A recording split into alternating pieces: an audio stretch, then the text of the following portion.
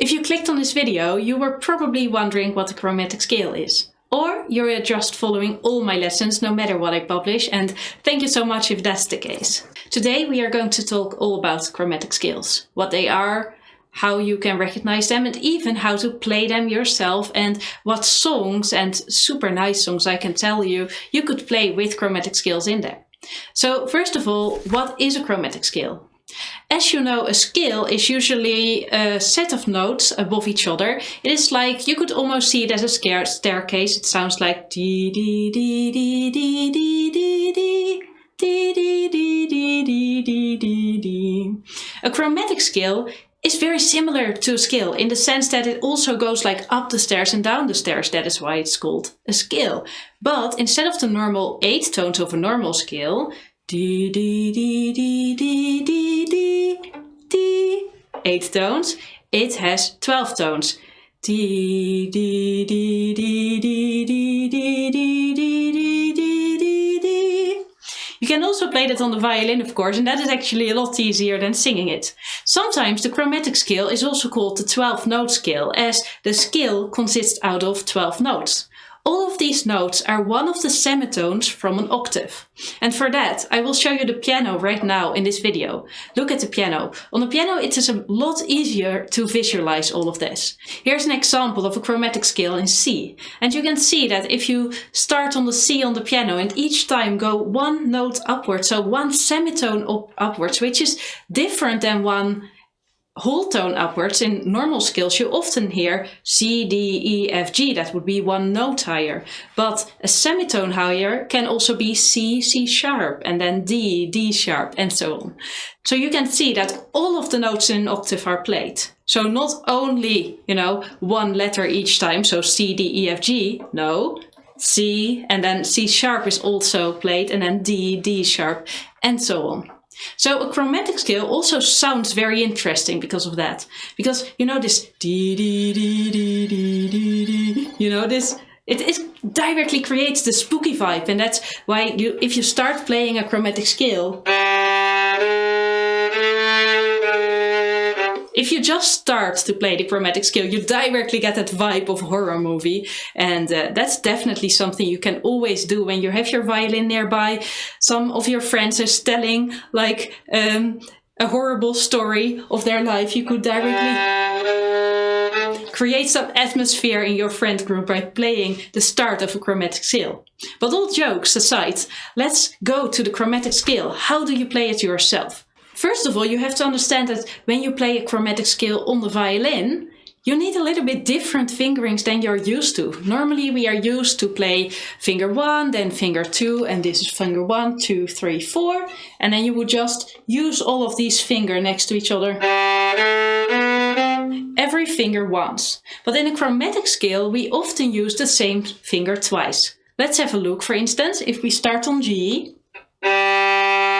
then we play low first finger, high first finger, 2, high 2, third finger, and then the high third finger, and then the fourth finger.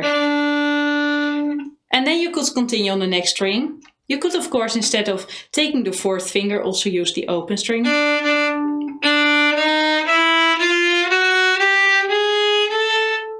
So this is the most common pattern in which we usually play the chromatic scale. And there's also an easier version for beginners, which I will show right now. And while I'm showing this, try to play along. We start on the open G string, low first finger on G, regular first finger, low second finger, right next to the first finger, high second finger, space between both of them, third finger, and then low fourth finger, open string, and then you continue this pattern all the way up.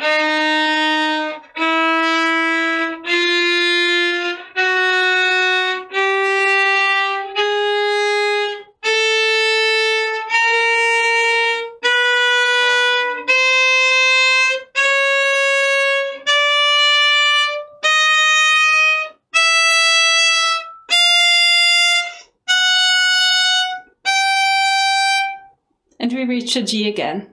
Practicing the chromatic scale can be really useful because it helps you to understand where all the basic finger positions are. So that you really understand, oh, where is the low one and the high one and so on.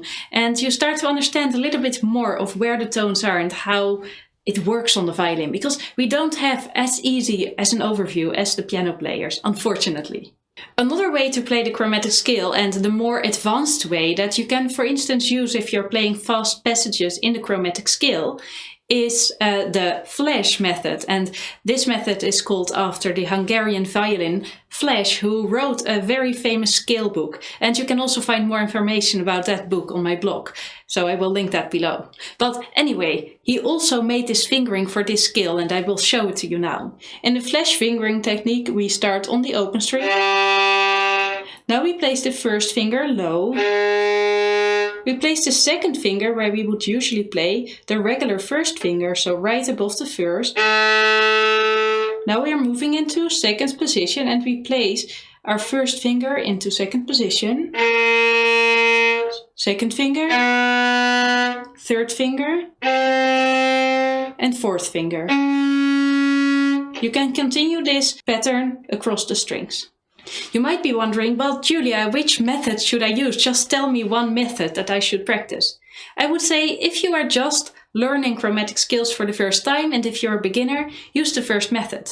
And if you have to apply chromatic scales in a piece, you have to choose what method works better for you. So try to play the piece in both methods and see what works better for your hand and what feels more comfortable. Now, the funnest part of the video, the songs, because of course in the end we are playing and learning the violin to play fun songs.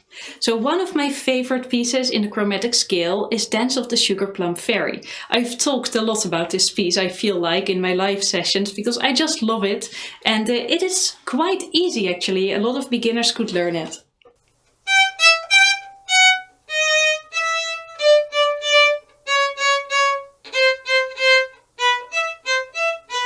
You can find the free sheet music on my blog.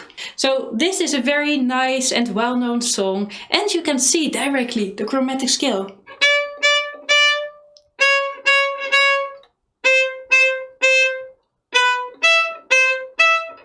Did you hear that?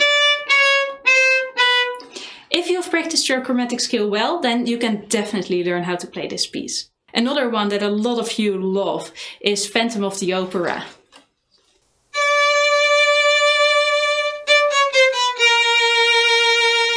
You can also find the sheet music of that on my blog. Probably the most famous piece that you will find with the chromatic scale is Flight of the Bumblebee. Just have a look at this video.